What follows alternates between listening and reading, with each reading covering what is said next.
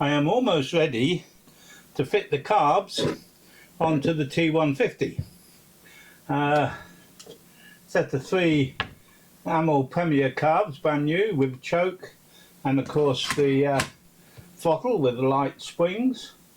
But the first thing I'm going to do is to swap the gantry over, because I have mounted CarbTune pickups into this one, because reading on the forums, people have said that the bike can be much better balanced using the CarbTune rather than actually doing it manually. Certainly for the last 40 years I've been actually looking down the throttle throats and actually trying to make all the 3 carbs lift the same amount and have the same size opening, such that the bike is reasonably balanced. So when you actually do the setting for the pilot jet for each carb, you can get it reasonably close. So the first idea is to take the rubbers off that mount onto the cylinder head, and that's relatively simple. The fun comes when actually trying to get the carbs off, and I think what I'm going to try and do is to take the gantry off in one chunk with the slides and everything, and then take the carb bodies off take the bottoms off, take the carb bodies off one at a time, and hopefully that will work. We shall see. There's one, that's 2, that's not loose enough.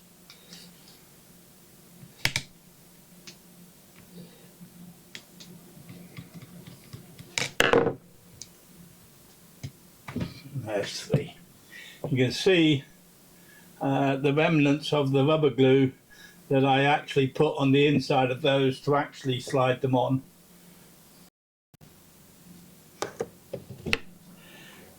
I have removed the air filter support plate that actually sits on the front of the carb.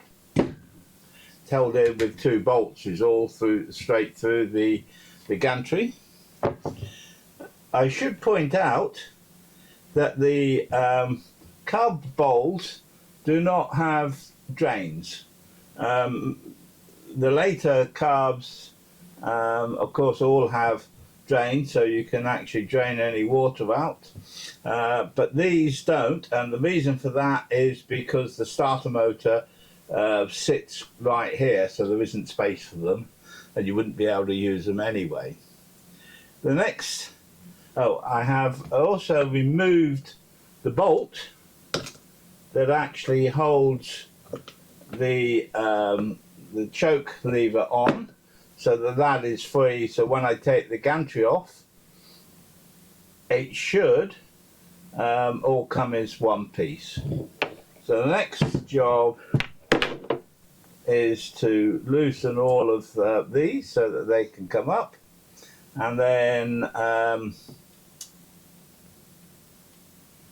we can remove this gantry.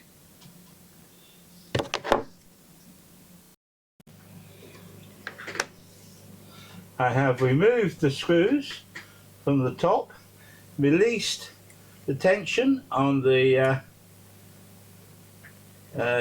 gantry return spring, removed the circlip that actually holds the gantry pin on. So now this will actually just slide out, And then we can actually remove the gantry. As you can see, these are Premier carbs, so they have the anodized slides, and they have the there's a spacer which we need to keep. They also have the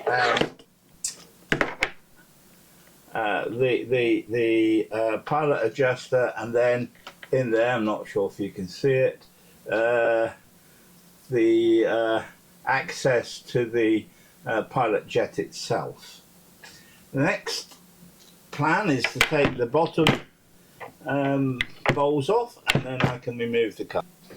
Rather than disturb the bowls and the gasket there, I decided I'd actually take the fuel rail off, and that will then separate the carbs, and I can take the carbs off one by one. I will actually need to get a spanner to take these off now. Having got the outer two carbs off, it's much easier access now to get the middle one off. I'm keeping them in order. These are new carbs, so the slides and the bores of the carb are not particularly worn in yet, but it is good practice.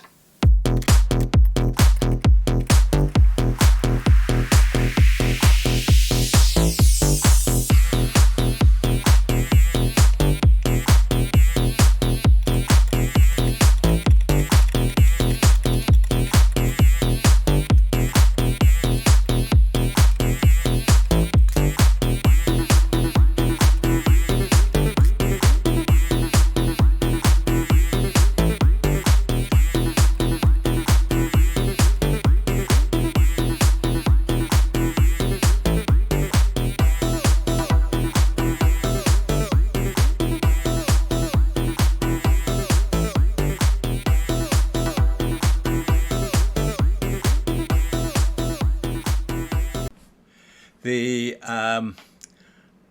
adapters for the CarbTune are 5mm versions, and I drilled the holes and tapped them using my mill machine with the head of the mill machine set at 9 degrees, so that the CarbTune pipes have a little bit of space to actually connect them. The area where the adapters screw in was flattened, again using the milling machine and an end mill, and then the adapters are actually glued in using Loctite thread sealant.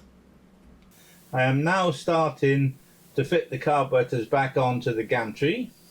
And one of the first things you need to do is to make sure that the O-ring is actually fitted and is sitting proud of the actual flange.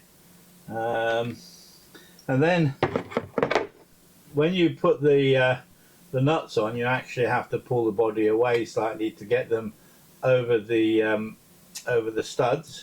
And then when you do them up, they need to be tight without being overly tight, so that you don't distort this flange, because that's what happens when you over tighten these. The flange becomes bowed, and in the middle the O-ring doesn't then seal and you get a lot of air. So I've done that one, so I'll put this one on next, and as I say, you actually have to pull the carb body away and then get the nut started.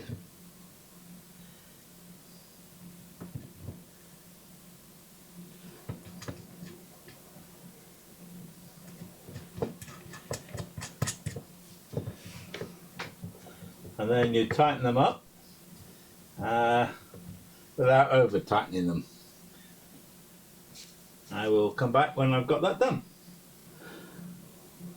The last carb is slightly different in that it has a bolt through the gantry for the choke cable bracket, choke cable lever bracket to fit. So I shall do that once I've actually fitted the slides. The slides have to be guided in such that the needle fits into its hole, and such that the slide has a little bubble on the end which slides down into the body of the carb with a slot. So once you actually got this lined up, they can all go down. Of course, you're fighting against the springs a little bit, so I shall put a starter screw in each hole.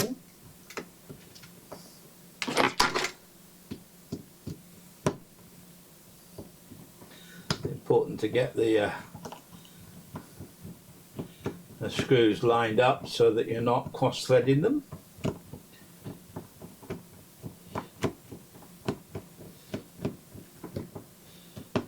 And I shall come back when all 6 screws are in.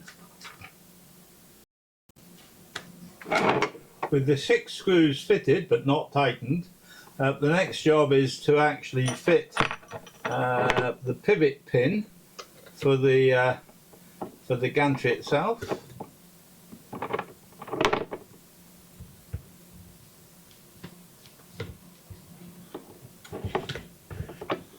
Goes all the way through, remembering that the spring fits this side, so this is the side where you need the spacer.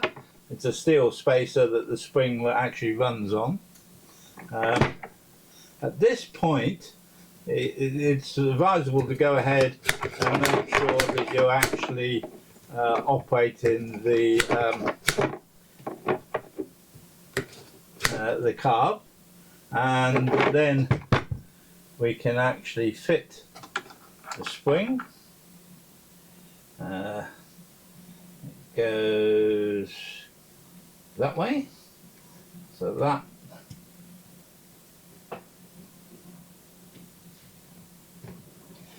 segment goes in there.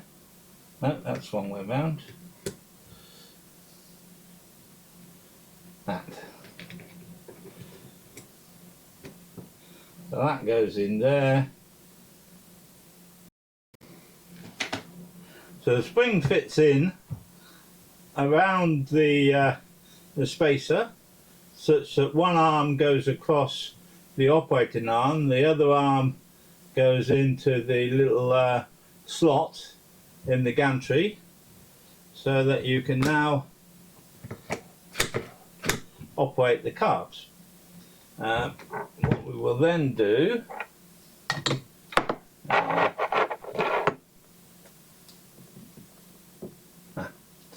is there's the cup washer that fits on the end, and then the circlip, making sure you don't lose it, fits onto there, and that is that part fitted. Oh, one end. Now we can fit a choke operating lever tight onto there, and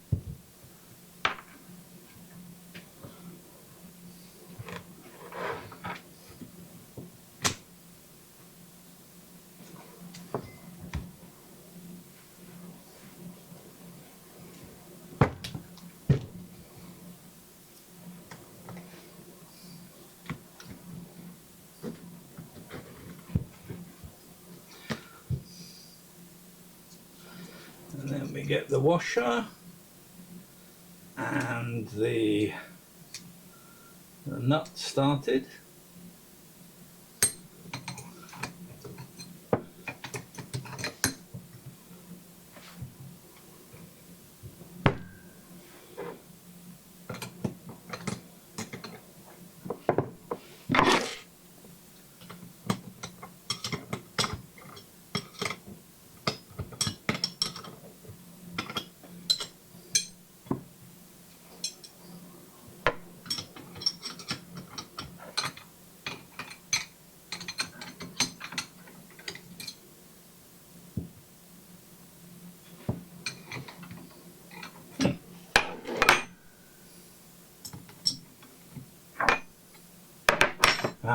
Cool. I now have the choke lever fitted and the nuts tight, but not overly tight. At this point you can see potentially the choke bodies, and by pulling them up out the way, you then have the gap that we will actually need to tune to set the carbs such that when they open, that one's moving way more than either of these two are, so we will need to adjust them such that they all start to open together.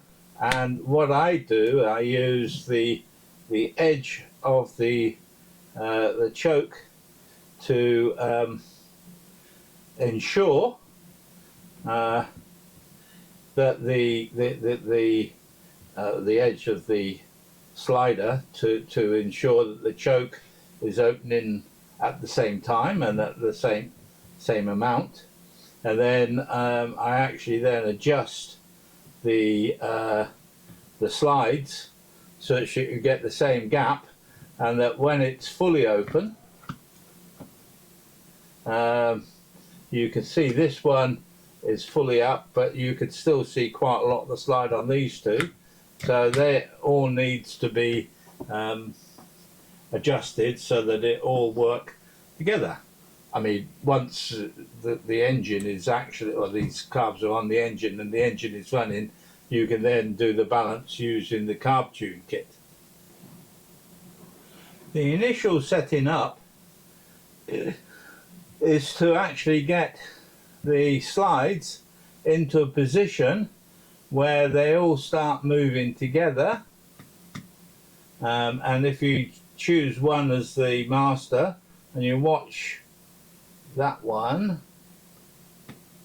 you can see that the two are moving together, and then you compare these two, you can see they're moving together, and then you compare those two and you can see they're moving together.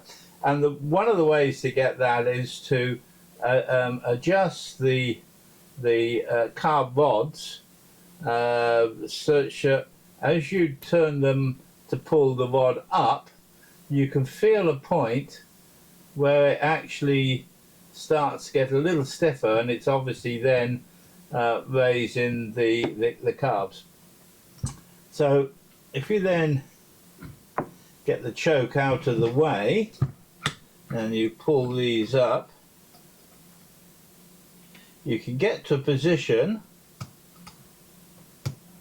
where you can just start to see the carb, the slide, sorry, in the bore,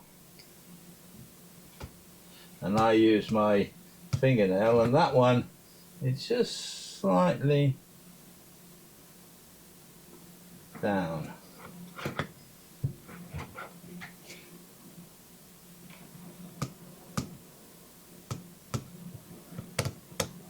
Now at this point the choke should be in a position where they're all the same, and this one is further down, so this needs to come up a little bit.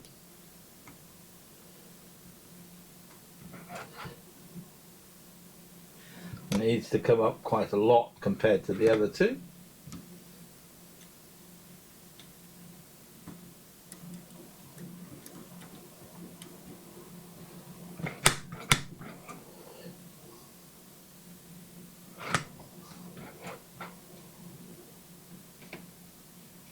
And again, it's all quite relative, so you choose one as the master and then adjust the other two.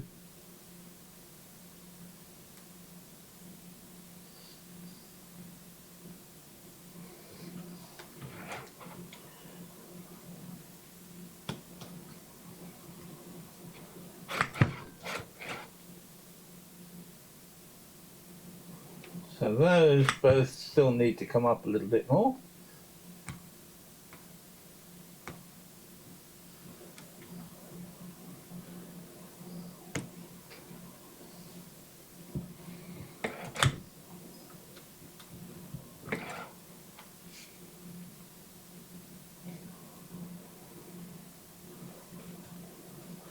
Just see that one, but this one needs to come up a bit more.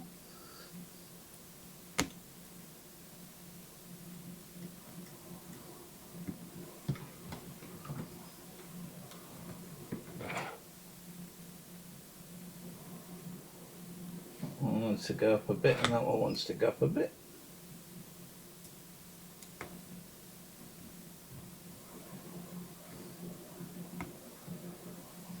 Now it's advisable to take some time and get this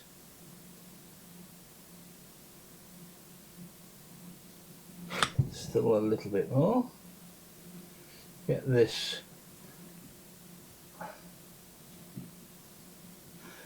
right.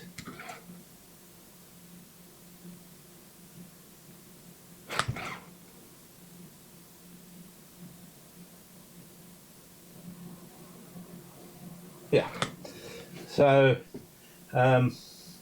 you can go back and forth, making sure that the slide is in the same position, and I will get some feeler gauges and actually measure that gap, and sometimes it's easier to come from the other side. And then when it's fully open, let's get the choke out of the way.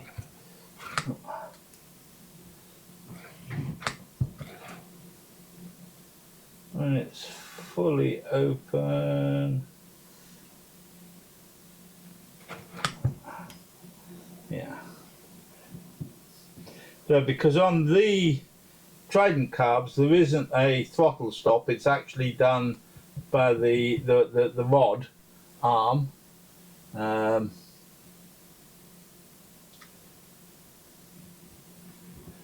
We obviously need to get the lock nuts somewhere right, and I'm going to spend a little bit of time going back and forth and get it as good as possible. Setting the carbs up is an iterative process. There's two separate systems, of course.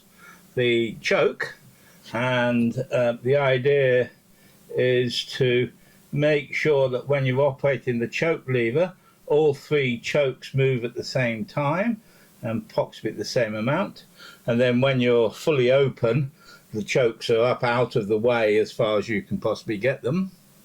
And then on the slides, they all want to move at exactly the same time. Of course, this will be checked using the CarbTune, but the idea is to actually get them moving together, and when they're fully open, they should all just disappear at the top of the choke at the same time, which means that they're all approximately the same height.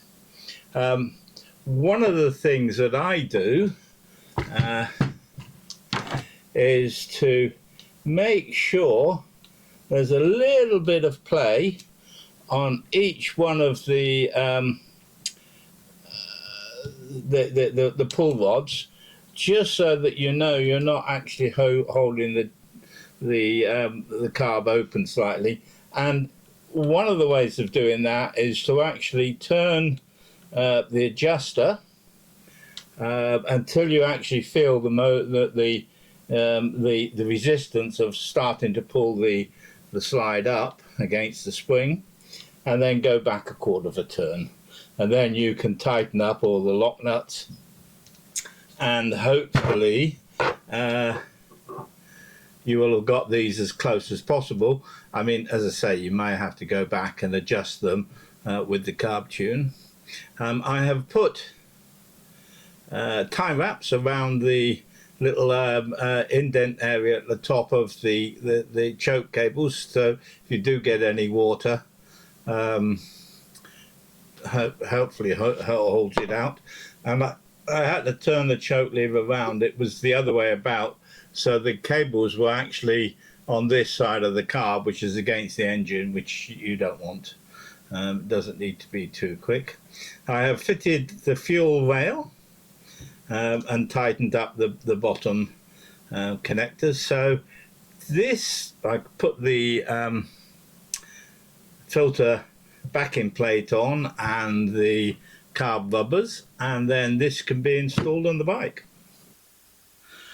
I have fitted the carburettors onto the cylinder head and angled them up very slightly, so I have a little bit of clearance here. I might actually put a bigger chamfer on this cap to give me a little bit more clearance there. The choke cable is a bit of an issue. I can see now why most people don't fit the choke cable. The carbs come in from the timing side. Always have, and then you have to wriggle this past this area, and there is of course a bracket here which actually gets in the way a little bit when you're fitting the carbs on. These are only temporarily fitted.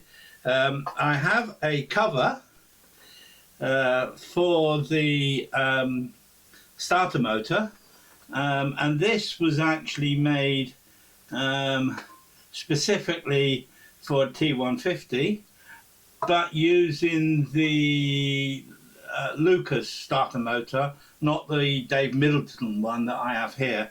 So it actually sits up at this sort of an angle and impedes the carbs, so I can't fit that. So I have actually ordered a new stainless steel sheet, and I'm going to the thin one, I'm going to curve it very slightly and then make a couple of brackets, one this end and one that end, to support the cover, basically to keep any of the petrol drips off the starter motor. So you can see this end and the other end that the CarbTune connections are get-atable. The one in the middle, I think I'm going to have to use a long nose pliers to actually get to that and fit it on. I have the air cleaner ready to go on, and I have modified the back panel, or the filter panel. I've sealed up this area. I've sealed up this area and then fitted the spigot, so the output from there will go to the spigot on the primary chain case, and that will be the next little job, is to finish connecting all this up. I want to actually try to pull this up very slightly, which you can do using the screws on the rubber, and then I shall fit the primary chain case.